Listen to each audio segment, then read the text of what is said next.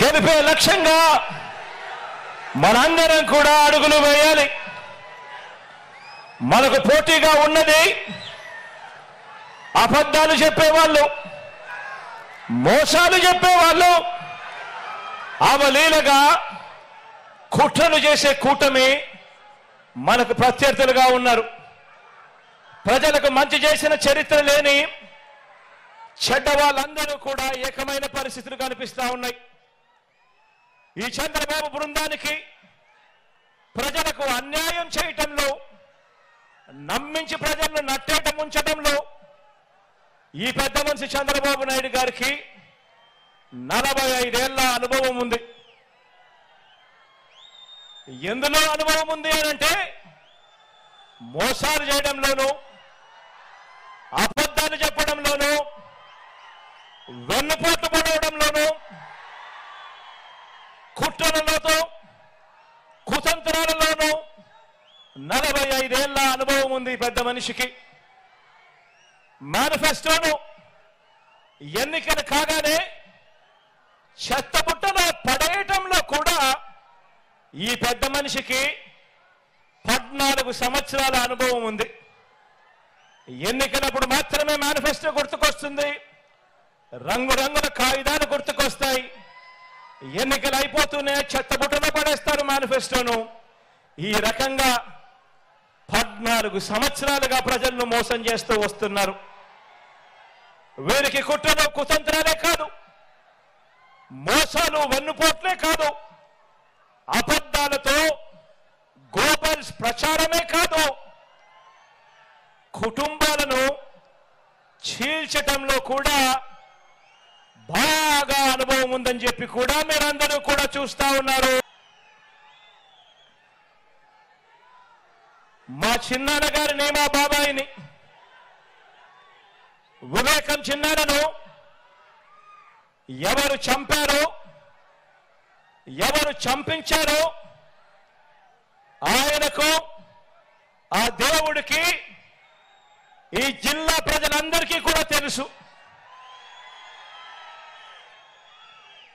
కానీ బురద జల్లేందుకు ఇద్దరు చెల్లెమ్మలను ఎవరు పంపించారో, వారు వెనకాల ఎవరు ఉన్నారో మాత్రం మీ అందరికీ కూడా రోజు కనిపిస్తానే ఉంది. ఇంకా ఆశ్చర్యం ఏమిటో తెలుసా? ఇంకా ఆశ్చర్యం ఏమిటి అనంటే, వివేకం చిన్నాన్నను అతి దారుణంగా చంపి అవును నేనే చంపాను అని అతి హేయంగా బహిరంగంగా చెప్పుకుంటూ తిరుగుతా ఉన్న హంతకుడు, ఆ హంతకుడికి మద్దతిస్తా ఉన్నది ఎవరో కూడా మీరంతా కూడా రోజు చూస్తా ఉన్నారు. ఆ చంపినోడు ఉండాల్సింది జైల్లో, కానీ ఆ చంపినోడికి మద్దతిస్తూ నేరుగా నెత్తిన పెట్టుకొని మరీ మద్దతు ఇస్తా ఉన్నది ఈ చంద్రబాబు, ఈ చంద్రబాబుకు సంబంధించిన ఎల్లో మీడియా, ఈ చంద్రబాబు మనుషులు.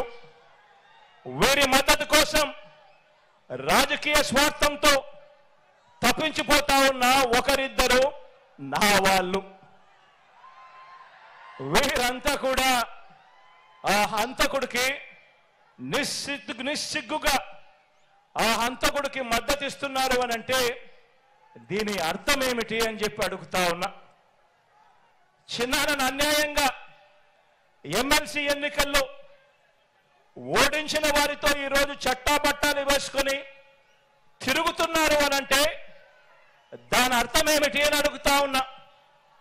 ఇంతటి దారుణం చేస్తూ దీన్ని నన్ను దెబ్బతీసే రాజకీయమని వారికి వారే చెబుతున్నారు అని అంటే ఇది కలియుగం కాకపోతే ఇంకా ఏమిటి అని అంటా ఉన్నాను. ఈ సందర్భంగా మీ అందరి ప్రేమానురాగాల మధ్య నిలుచుని ఇంతకన్నా అన్యాయం ఎక్కడైనా ఉంటుందా అని అడుగుతా ఉన్నాను.